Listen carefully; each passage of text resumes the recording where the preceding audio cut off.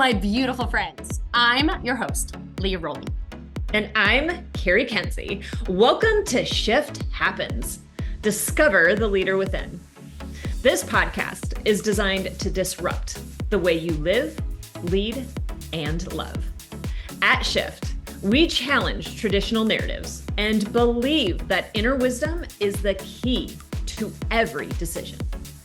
Are you ready to explore a new paradigm of both living and leading? We'll dive deep into our innate strengths as women: compassion, curiosity, intuition, grace, vulnerability, and love. The shift, it's about to get real. Rediscover the power within and transform your life. Stay tuned. It all starts now. Hello, beautiful friends. Welcome to Shift Happens with Cari Kenzie and Leah Roling. We are your hosts. We are so glad that you are here. Welcome to part 2 of this conversation. Last week, we talked about the truth that you are looking to prove. And so if you miss that, catch it. It's not required for this one, but it might be a nice lead in into this one. This week, we're going to close out the conversation by shedding some light on some of those like hidden filters that are controlling your life. So have you ever felt like no matter how hard you try, something keeps pulling you back, right? Like you're putting in the work, you've got the strategy, you're doing all the right things, but somehow, I don't know, the results don't come. They just don't come.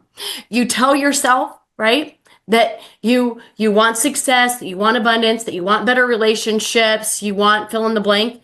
But if we're honest, it feels like we just keep hitting the same invisible wall over and over and over and over again. And we're here to tell you that you're not crazy. You're not broken. There's nothing wrong with you, but you are being played by your brain. That's what we're here to tell you. So we talked last week about some of the quote unquote programs that your brain likes to run. And we really didn't get a chance to talk about the RAS, the Reticular Activating System, which is really just a fancy word, and the default mode network. We called it Demon when we were doing our NLP studies. And both of these run the show behind the scenes. They decide what you notice, what you ignore. They decide whether or not you actually see the opportunities right in front of you. They dictate what you believe about yourself, that demon, right? It dictates how and what you believe to be true about yourself. And just FYI, there is a common bias for negativity, for not enoughness. And they allow you to see things that align with the lens of proving you right. We talked a lot about that one in the last show. And here's the thing. If we don't know that they're at work, if we don't know that they're playing in the background, they will sabotage even the best strategies, even the best plans, even the best, like really truly held beliefs, and they will keep us locked in old patterns. And so the great news is that once you see the pattern, right, you can change it. So we're bringing forward as change agents, how to notice the pattern, when to know when you're in it, when to know when you're out of it, and how to get to the other side of it so that you can start really making progress instead of feeling like you're constantly being stalled out. So that's what we're going to talk about. We're going to talk about limitations. We're going to talk about why we don't have them. We're going to talk about these parts of our brain. And that's the conversation today. Welcome, Cari. Well, that gets to be a whole lot of fun. Oh my goodness. And what a common experience, right? Of that, like, oh, I swear, I keep doing the same thing. Like I'm going after it. I want all these things. So just the relationship I desire. I mean, I've worked with clients who for years right, have been working the relationship, working the career path, working to make a different decision. And no matter how hard they try, they find themselves consistently asking the same question, Mm-hmm. Mm-hmm. right? Why is it that this isn't coming to fruition? Mm-hmm. Why am I not good enough? Why don't I deserve it? What's getting in the way of this? Why doesn't God pick me? I mean, just the list goes on of Mm-hmm. all of the things that we like to tell ourselves. And then like, you get to the whole why doesn't God pick me? Because then it places outside of me onto somebody else. Why is it they don't see me? Am I in the wrong space? Am I right? Am I not supposed to be doing this? And again, we look for all of those truths to confirm that aren't truths of who we are. Yep. They're just truths of what we've been told about ourselves, Mm-hmm. right? That somebody else has experienced or somebody else has perceived based on their own limitations. And we decided, well, that sounds like fun. I'll just pick that one up and take it with me, put it in my back pocket, right? I mean, I don't know. I find it fascinating. And then when you sit back and you look at it, there's such a physiological understanding for it. Mm-hmm. It's like the red car. When you Mm-hmm. decide you want the red car, you're going to see the red car everywhere Yep. because that's what your mind's programmed to do, Yeah. right? Yeah. But it's understanding how to get beyond the limitations, the things that you don't know, or quite honestly, the things you know that you've become so accustomed to that they've just become part of you, Mm-hmm. right? And then you don't question them anymore because they're just always there. You wake up in the morning and it's there all the time, the negative voice, Mm-hmm. the thing that's badgering me. And so I just don't question it because it has to be mine. It must be mine. It's there all the time, right? It must be true. Mm-hmm. And that's probably the most unfortunate thing is that we allow ourselves to confirm a truth that's never meant to be ours. And it's not authentically who we are, or the gift that we were brought into this world with. Mm-mm. No. And we don't question it. No, And we so never question it. I think like Cari and I always on this call are going to be challengers of how you show up in this world. And because we have the RAS, right, which I like to call the gatekeeper of reality. It's the Yeah. gatekeeper of your reality. It's your brain's filtering system, right? It decides what you notice. It decides what you ignore. Like Cari mentioned, if you go to buy a red car, you're going to see red cars everywhere, right? I was talking with a client just earlier today, and he was sharing with me how upset he was and how he allowed himself to be so upset for an entire week because he didn't hear back about a client. He didn't hear back about from a potential opportunity. And he made that mean so many things about his effectiveness as a human being. It made him question his fatherhood. It made him question his spouse and his marriage. Like it had this like ripple effect of all of it. And all that really happened was, right, and I had to bring this forward to him, is he made a request on Monday and he didn't hear back on Thursday. And in 4 days, he stalled himself out. He got distracted by way of his thoughts. Mm. He avoided doing anything more because he let this one person that didn't get back to him in 4 days mean all of these things. And he found proof, which is the first conversation, everywhere he looked. Mm-hmm. He found proof that he wasn't good enough. He found proof that people don't support him, that people don't understand what he's trying to do. And ultimately, he created his own reality. He created his own reality in that. And I think, as business owners, we see that all the time with, leaders that will share openly that their teams just aren't engaged. And so what does that RAS do? It filters out the bias and the moments, lack of initiative by their team. You will find your teams checking out. You will find your teams not showing up on time. You'll find your teams not having things done in a quote unquote timely fashion. And so because of that, they micromanage and they reinforce the very disengagement that they fear. This is what we do when we're not on to these programs and these patterns that we run. Yeah. Well, and again, it comes down to because we don't question it. We don't even give ourselves the opportunity to understand that we have that kind of power, Mm-hmm. that we have the ability to shift the reality based on how it is that we experience our own thoughts. Mm-hmm. And how often do we, just to pull this back into like the most simplistic of forms, do we prejudge based on an experience of the past that has nothing to do with this current moment? Mm-hmm. So I have likened it to, again, these are like sometimes ridiculous examples, but I always find them to be incredibly helpful. I was training to run a marathon. This is a few years ago, and I'd gotten a little overzealous lifting weights. And like 2 days later, I was supposed to do a really long run, and I was sore. I mean, the kind of sore where it's like hard to stand up, hard to sit down type of, you're like, oh my gosh, right? And so I get up that morning, I get up super early, and I'm supposed to run 16 miles. And I'm like, there's no way. I'm so sore. There's no way I could do this, right? You tell yourself all the stories based on this particular moment, just this particular moment, right? Of I'm really sore. And I know based on the past, when I'm really sore, this is what it should mean, right? It should mean that I can't lift or I can't exercise or I can't go run 16 miles. Mm-hmm. And what I heard in that moment has been one of the more profound statements that I carry with me. Allow the moment to show you what the moment has to offer. Mm. Don't prejudge it. Mm-hmm. Don't prejudge it. Expand. Allow the moment to show you what the moment has to offer. And with that, I went, okay. So I set whatever judgment I had aside, and I ran probably the best 16 miles.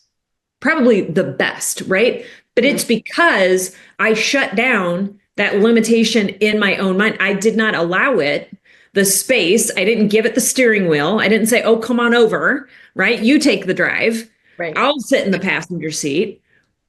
I allowed the moment to show me what the moment had to offer.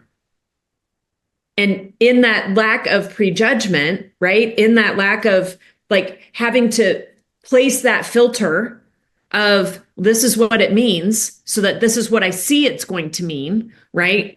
Forever and for always over the course of the next however many days, because I'm not going to question it, right? Then what did that do to that individual, your client, or what would that have done to me? Only to amplify, right? And then to show up on a call when the gentleman does call, because Lord knows what happened in his life, right? May have had something else going on that you have absolutely no clue about. But now how are you showing up to that call? You're showing up in an energy of an expectation of being dismissed, an energy of an expectation of, I can't do this, I'm too sore. I'm not worthy. And then what happens? You sit down, you don't run, you don't take on the challenge, right? You don't go, oh my gosh, I just ran the most amazing 16 miles. Oh my, I didn't realize that that's the thing that he was doing, right? In order to step forward to really work with me in the most impactful way. And because I gave him that moment to navigate what he needed to navigate through for 4 days, it meant that the work we get to do gets to be that much better. We don't tell ourselves that story. No. And we don't, again, because of this Raz and because of this demon, we make assumptions.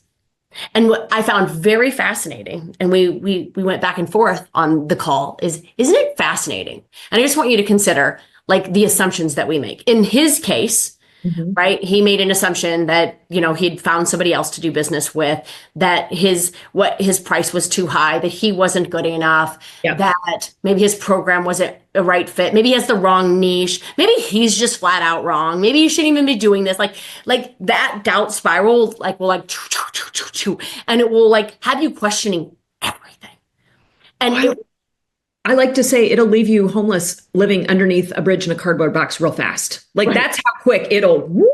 And you're like, whoa, how did I get there? How did I get there? Not there is assumptions based on your Raz, right? Assumptions that assumptions are not riddled in truth. They're just made up in the mind. And so he had all of these assumptions. Now you had assumptions too when you were sore that you shouldn't run. It wouldn't be good for you to run. You would do more harm if you ran, right? Assumptions that the past, has really great wisdom, doesn't, has really great wisdom that would tell me to set this one out, it would only make me more sore. And I mean, we can sell a story, but isn't it fascinating how in both of these cases, we never assumed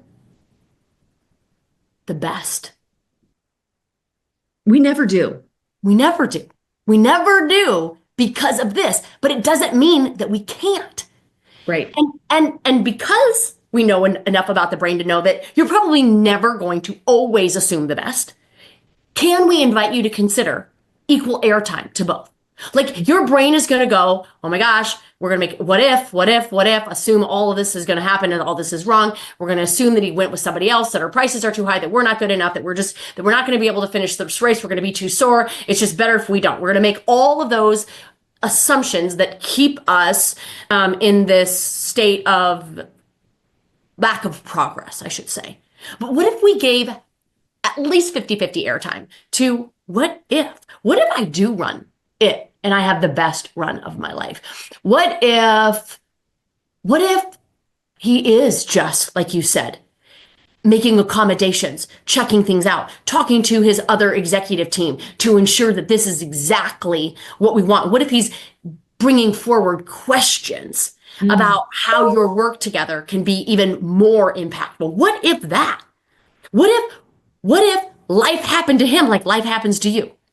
What if he got busy? What if he got sick? What if something took him out of the field of play? Like, what if that? Why is it that we always give ourselves all the credit?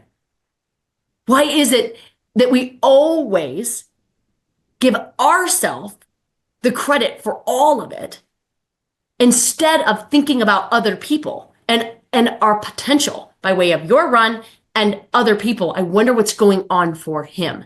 Instead, it's, well, this is what's going on for me, so I can continue to have whatever little pity party I want to have about, et cetera, et cetera. It's just fascinating to me. Well, it is fascinating. And so a few things that come up when you talk about this, I'm like, oh my gosh, this is so good. One, I want to just bring back forward just this tiny little statement that you made, because I want people to hear this and then question this for themselves. When you said, maybe I'll just set this one out. How often do we give ourselves permission to set this one out? Right? Maybe I'll just set this one out. Mm-hmm. Not realizing that it's not discerning, by the way. That's the other thing I would say about the mind and the brain. So when you have the client, when you have the business, when you have the relationship, when you have the conversation that provides a pushback, that provides an opportunity that you're not allowing yourself to see, and you take that deep dive spiral, it doesn't just attach itself to the current situation. It will take out everything in its wake. Mm-hmm. Everything in its wake. And why is it that we allow ourselves and we allow our brains to take us to the place of being homeless under a bridge in a cardboard box and not question it? That's what I'd like to know, right? Why is it that we think that that's actually possible for us? That I don't understand, right? Because if we know ourselves, we know what we are capable of. This is simply a moment in time, right? I know that I'm capable of running 16 miles. Yes, it takes some training. Yes, it takes this. Yes, it takes that. But I know I'm capable of it, right? In that moment where, and I will tell you this because now it's in that moment where I'm so sore, right?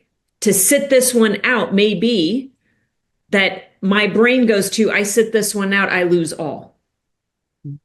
Right? So if you watch, your brain will take you in a number of different places.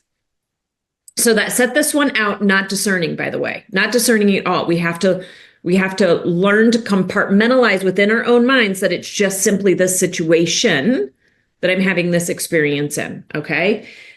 When you asked, like, why is it, right, that we take on that ownership? Disappointment. disappointment. The reason why I don't think possibility, the reason why I don't look at that opportunity with that client and the fact that he hasn't called me back is not you know what, he's got my back so much that he's having a whole lot of sales conversations for me that I'm not needing to have, right? So that he can come back to me and go, it's yours. It's yours, right? He's supporting you. He's doing all the legwork. He's going to come back. We don't allow our minds to go in that direction because we're afraid of disappointment. I don't want to be disappointed. I don't want to be let down. I don't want to think too positively because then what happens if, right? And we fall back into that line of disappointment. Mm-hmm. Well, what if the only person you end up disappointing in all of it is just you? Mm-hmm. Even in the lack of the ability to look at opportunity, the lack of the ability to look at that positive side of things and go, you know what, no matter what, this is happening for me. No matter what, something beautiful is going to come out on the other side of this. Mm-hmm.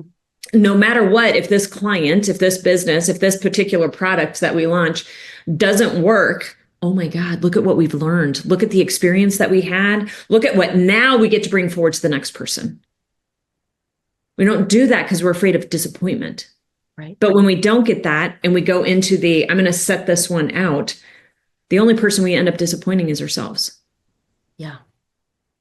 Yeah. There's disappointment either way. Either way. There's disappointment now in my disbelief about my own worthiness. That's disappointing, right? 1,000% of my control, still disappointing myself. Right? Or there's disappointment if this gentleman that I'm waiting for decides to go a different route. But why is it that we don't see that as disappointment? Why is it that we don't see the fact that if I look at that gentleman and I think too positively about it, and then it comes back as being a no for whatever reason case that has absolutely nothing to do with my value, but has to do with his experience and where he's at. Why is it that I have such a hard time seeing that in positivity, in opportunity? Because again, I don't want it to be disappointed, right? Anytime, I don't want to jinx it. I love that one. I don't want to jinx it, right? Because if I jinx it, then that leads to disappointment. We'll see that there. So we'll place ourselves in a container of the negative, a container of the demon, a container of the Raz, a container of the non-negotiables, quite honestly, of our lack of self-worth. We don't see that as disappointment. Why not? Well, one, because we're not wired to see that as disappointment. That's protection. That's fascinating. I know it is, isn't right? it? Fascinating. Yes. So why is disappointment protection? Because sorry, go ahead. No, go ahead. No, go ahead. Finish the question. I was going to say, because if disappointment is protection, and that's the way our mind is wired, okay, that disappointment is protection, and we just talked about it being non-discerning, are we looking for disappointment for our own protection? Outside of, do you see what? Yes. But I'm wanting to But yes. And so if we think through this and we understand, again, not discerning, the only little the amygdala, we'll just go there. The amygdala in the brain, okay? It doesn't know the difference between physical danger and emotional danger. Okay? I'm simplifying. But it doesn't. It doesn't know the difference. So when you have fear about disappointment, when you have fear of failure, when you have fear of any sort of negative emotion, call it harder emotion, call it, your brain doesn't know the difference between that emotion at play or potential of and a burning house. Either way, we want to avoid it. We want to abort it. We want to be like, oh no, like, let's not go there. Let's not put ourselves in a position. We can't handle it. We wouldn't know what to do. So we're just going to stay in our own little box of what is familiar. And what is familiar is disappointing of self. We will disappoint ourselves all day long. Not because it's any less disappointing. It's still the same emotion. We're just very well practiced at it. So what do we label it then if we are not labeling it as disappointment? It's a beautiful question. I believe that's where this whole unwinding story of not enough and unworth comes into. right? We don't want to feel disappointment. We don't want to feel anything. So we'll just slap on a Band-Aid of an identity of unworth. We'll just slap on an identity of not enough because that absolves everything. Because if I was enough, if I was worthy, then I wouldn't be disappointed. So then is a lack of worth just, and I say just, a loophole of disappointment? I think it's a loophole of disappointment in all of his cousins. I think with so many other hard emotions, negative emotions, we buffer, and we've had this buffering conversation in these conversations, but it's a psychological term to avoid feeling at all costs. So right? So I think we overeat, we overdrink, we overshop, we overwork, right? I think we overlabel so that we can feel safe in a place of belonging. That would be a fascinating podcast. But we overlabel, like, who am I? I'm a white woman that's this political affiliation, that this religious affiliation, that's this and this and this, so that I know where I am and I can feel safe, right? Versus where other people are. And all that does is create a bunch of division, which, again, a podcast for a different day. But we overlabel, right? And I think we over-identify to excuse, right, whatever it is that we're unwilling to feel. Yes. We'll just blanket label it. I'm a people pleaser. I'm a smoker. I'm not enough. I'm unworthy. We just blanket that so that we can just discount having a feeling at all. And the sad part about it is disappointment. If you actually feel disappointment, it doesn't even feel that bad. Carrying the identity of unworth and not enough feels awful, feels shackling, feels debilitating. It has a ripple effect on everything. And yet we don't question that.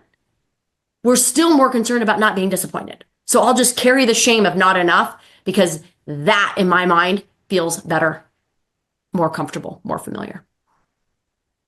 I find it fascinating. I do. I find this whole conversation very fascinating because you're right. I mean, it does come down to that lack of worth. We've talked about that misinterpretation of our own value, misinterpretation of the value, and to pull in this aspect of the disappointment. And the fact that we are consistently trying to outrun a disappointment, right? Forsaking, right? Everything else in the process of it. And then slapping on a label over of a lack of value that feels a heck of a lot harder and more difficult and more shaming than a simple disappointment would. But I believe that we've placed so much weight on disappointment culturally, right? Do not disappoint people. We've placed so much weight on it that we've come to hide behind it, and we've utilized it as a protective barrier for us. And that is why we consistently stay in the loop and in the inability to see possibility, inability to see the beauty of an experience in order to remain contained in the disappointment and in the lack of value. Because again, we're just not questioning.